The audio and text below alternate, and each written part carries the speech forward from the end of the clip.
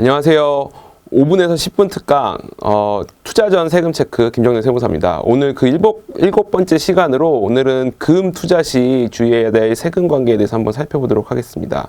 우리가 금을 투자하는 경우는 투자할 수 있는 방법은 총 4가지로 나뉘는데요. 첫 번째가 직접 현물, 금, 골드바나 금을 직접 구입하시는 방법이 있고, 두 번째가 금과 관련된 펀드에 투자하시는 방법, 세 번째가 우리가 은행에 그냥 통장을 개설을 해서 금을 거래하는 방식이 있고, 마지막으로 KRX 금 시장에서 금을 주식처럼 사고 팔 수 있는 방법이 있습니다. 이 각각의 투자 방법에 따라서 우리 투자에 관련된 수수료라든지 또는 세금 관계가 전부 다 달라지게 되어 있는데, 그래서 우리가 투자 수익률을 항상 판단하실 때는 똑같은 금에 투자를 하신다고 해도 이 투자 방식에 따른 세금 관계나 수수료 부담을 한번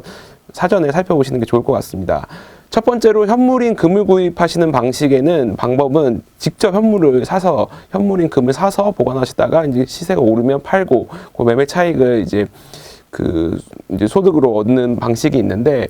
이 방식은 현물 금에 대한 양도소득이나 그 매매 차익에 대한 이익에 대해서는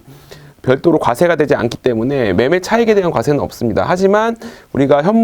금에는 부가가치세가 부과가 되기 때문에 현물 금을 구입했을 때는 부가가치세 10%가 과세가 된다는 점 참고를 하셔야 되고요. 그래서 현물을 구입하실 때는 우리가 지금 그 매매가액의 10%를 부가가치세로 부담을 하시기 때문에 취득가액이 그만큼 높아져서 양도 차익이 조금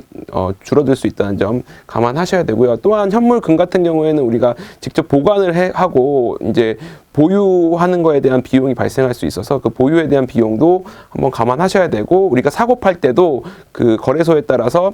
그 매매 수수료가 부과가 된다는 점 참고하시기 바랍니다. 두 번째로 금 관련 펀드에 투자하는 방식인데, 금 관련 펀드는 사실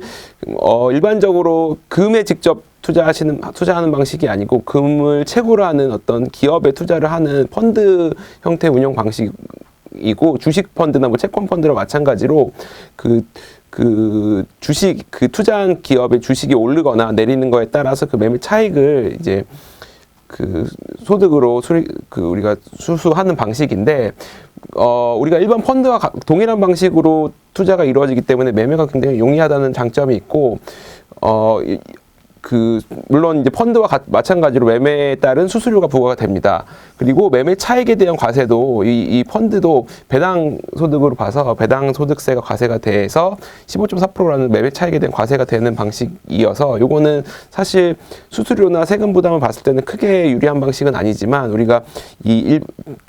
펀드에 투자했을 때 좋은 점은 일반적으로 금의 시세 상승분보다 기업의 주가 상승분이 좀 더 큰 경우가 있어서, 우리가 금의 수익보다 금 가격이 올랐을 때 금에 직접 투자했을 때 발생한 수익보다 오히려 펀드에 투자했을 때 수익률이 더 높은 경우가 있다는 점 참고하시면 될 것 같고, 골드뱅킹에 투자하는 방식은 우리가 은행 계좌를 개설을 해서 우리가 직접 실물을 매매하는 방식이 아니고, 은행 계좌를 통해서 금에 투자를 하고, 또 금이 이제 올랐을 때 그 매매 차익에 대해서 현금으로 인출하거나 이런 방식이 있는데, 요거는 사실 현금으로 인출할 수도 있고 실제 금으로 인출할 수도 있습니다. 따라서 금으로 인출할 때는 금 인출에 대한 수수료가 또 부과가 되고, 메인 매도 시 수수료가 부과된다는 점이 있고, 매매 차익에도 동일하게 이제 배당 소득세를 봐서 소득세로 15.3%라는 세율로 과세가 된다는 점 참고하시기 바라고, 마지막으로 이제 금 시장이 있는데, 이게 사실 요 4가지 방식 중에 가장 세액 부담이 적은 방식으로 보시면 됩니다. 물론 수수료는 다른 투자 방식과 동일하게 발생을 하지만 우리가 매매 차익에 대한 과세가 없고 보유세도 없고,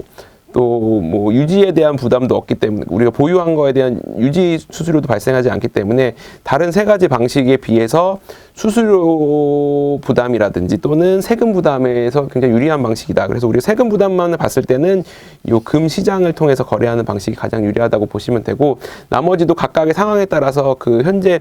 실물로 보유하고 싶은 경우, 또는 골드뱅킹에 투자하시고 싶은 경우에 따라서 각각 방식에 따라서 투자하시면 되는데, 하나 아셔야 될 부분은 골드뱅킹을 투자하시게 되면 요거는 은행 계좌긴 하지만 예금자 보호가 안 되는다는 점 한번 참고하시기 바랍니다. 그래서 우리가 요즘에 경제 위기도 있고 또 코로나 사태로 인해서 금에 대한 그 금 가격이 많이 오르고 있는데 금에 투자하실 때 각각의 방식에 따른 세금 부담을 잘 숙지하셨다가 가장 세부담 적은 방식으로 투자하실 수 있기 바랍니다. 네, 오늘 여기까지 하겠습니다. 감사합니다.